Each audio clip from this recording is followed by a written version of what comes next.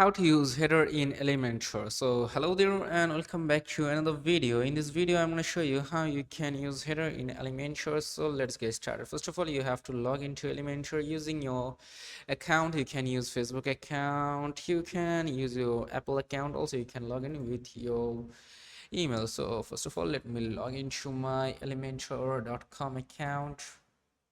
So after I log into my elementor.com account, then I will show you how to add header. After logging in, you have to open a project. Wait until the loading is completed, then I will show you how to do it. So there we go.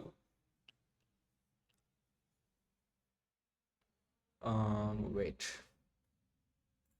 I think the network is a little slow today. So we are in my Elementor account. You have to tap on to create. You can choose your plan from here if you wish to. Also, after going on to it, you just have to simply tap onto your project. So for now, I'm using like a free trial right now. So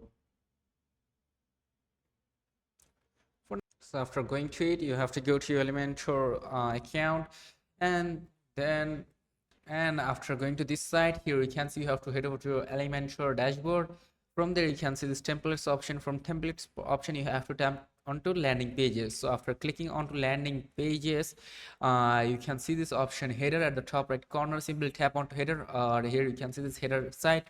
Tap onto header, and from there you will be able to edit your header site. You can edit prompts. Also from the library option, you can choose previously made templates and many more. You can just customize all of them one by one. You can add motion effects, transform, and etc. So basically the header option is in the templates option. Then go to landing pages, and after going to landing pages, you can see these header options. Tapping onto this header option, then you will be able to edit them. So that's it. And if this video is helpful, do not forget to like and subscribe to the channel. Till then, take care. Goodbye.